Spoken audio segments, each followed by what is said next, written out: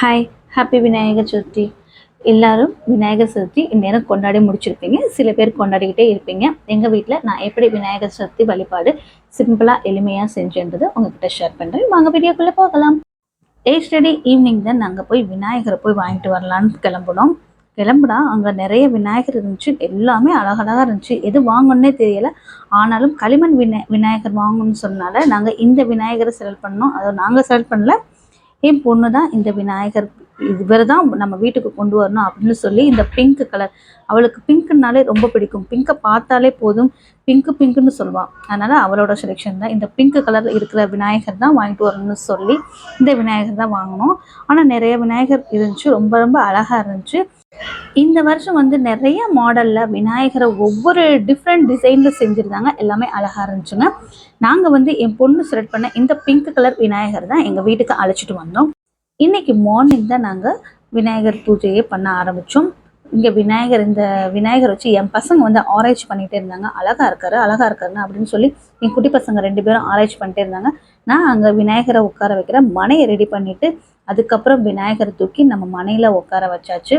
அப்புறம் எருக்கம்பூ மாலை 2 கலரில் இருந்துச்சு. லேவெண்டர் கலரில், ஒயிட் கலரில் இருந்துச்சு. எங்களுக்கு லேவெண்டர் கலந்த ஒயிட் கலர் அந்த மாதிரி தான் நாங்கள் வாங்கினோம்.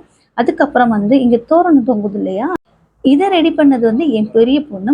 இப்படி தான் போடணும், இப்படி தான் பண்ணணும்னு சொல்லி அவளுக்கு தெரிஞ்சதை அவள் பண்ண ஆரம்பிச்சிட்டான். சரி, ஓகே, ஏதோ நம்ம பிள்ளைங்க ஹெல்ப் பண்ணுறாங்களே, அதை நம்ம குறை சொல்லக்கூடாது அப்படின்னு சொல்லி ஓகே, அவள் சொன்ன மாதிரியே இப்படியே இருக்கட்டும் அப்படின்னு சொல்லி விட்டாச்சு. என்னதான் நம்ம விநாயகர் சதுர்த்தி அப்போ புது பிள்ளையாரை வாங்கிட்டு வந்தாலும் நம்ம ஒற்றை படையாக வைக்கக்கூடாதுன்னு சொல்லுவாங்க. அதாவது அதை வாங்கிட்டு வந்திருக்க பிள்ளையார் பக்கத்தில் ஒரு மஞ்சள் பிள்ளையார் பிடிச்சி நம்ம வைக்கணும்னு சொல்லுவாங்க. ஏன்னா ஒற்றை பிள்ளையாராக வைத்து வழிபடக்கூடாது அப்படின்னு சொல்லுவாங்க. இந்த மண் பிள்ளையாருக்கு பக்கத்தில் ஒரு சின்னதாக ஒரு வெற்றிலையிலையோ இல்லை அது என்னது மா இலையிலையோ இல்லை அரச மர இலையிலோ எதுல ஒன்று நீங்கள் அந்த மஞ்சள் பிள்ளையார் பிடிச்சி வைக்கிறது ரொம்ப நல்லது. நான் மா இலை இருந்துச்சு, அதனால் மா இலையிலே நான் மஞ்சள் பிள்ளையார் பிடிச்சி வச்சாச்சு. அவருக்கும் நம்ம குங்குமம் வச்சு உங்ககிட்ட என்ன பூ இருக்கோ கண்டிப்பாக அந்த கொஞ்சம் பூ வச்சு நம்ம வழிபாடு செய்யணும்.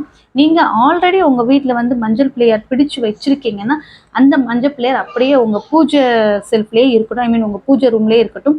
இப்போ புதிதாக வாங்கிட்டு வந்த பிள்ளையார் பக்கத்தில் ஒரு புது மஞ்சள் பிள்ளையார் பிடிச்சு வைக்கிறது ரொம்ப நல்லது. அதே மாதிரி நம்ம வழிபாடு செய்யும் பொழுது நம்ம இந்த பாடல்களை கண்டிப்பாக பாடணும்.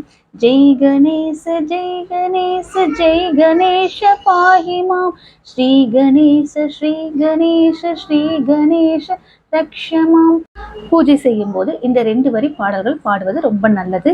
பாஹிமாம் என்று வார்த்தை வருது இல்லையா, இந்த பாஹிமாம் என்பது சமஸ்கிருத வார்த்தை.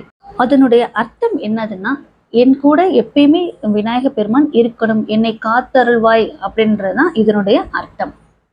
இந்த 2 வரி பாடலை நம்ம 21 முறை இல்லைன்னா 51 முறை இல்லை 108 தடவை கூட உங்களால் எவ்வளவு தடவை சொல்ல முடியுமோ அந்த அளவு நீங்கள் இதை சொல்லலாம். இந்த விநாயகர் சதுர்த்தி அன்றைய நாளில் இந்த பாடலை பாடுவது நம்மளுடைய மனதுக்கு ரொம்ப சந்தோஷமும் கொடுக்கும், எந்த சஞ்சலமும் இருக்காதுன்னு சொல்லுவாங்க.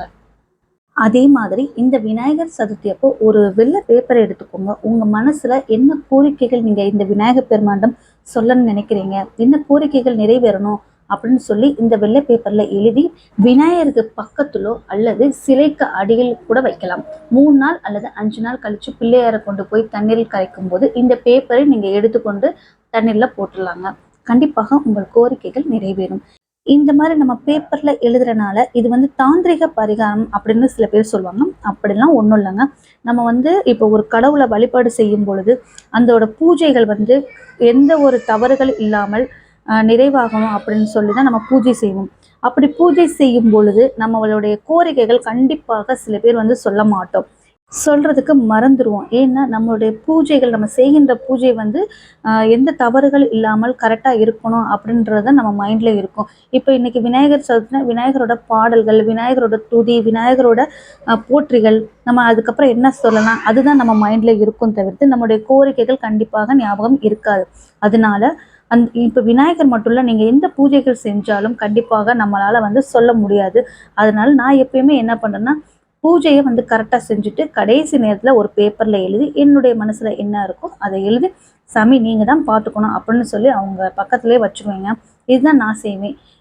கடவுளுக்கு தெரியும்ல நம்மளுடைய பிரச்சனைகள் என்னன்னு, கண்டிப்பாக அவரே பார்த்துக்குவாருங்க. ஓகே ஃப்ரெண்ட்ஸ், இதோட வீடியோ முடிச்சுக்கிறேன். நன்றி, வணக்கம், தேங்க்யூ.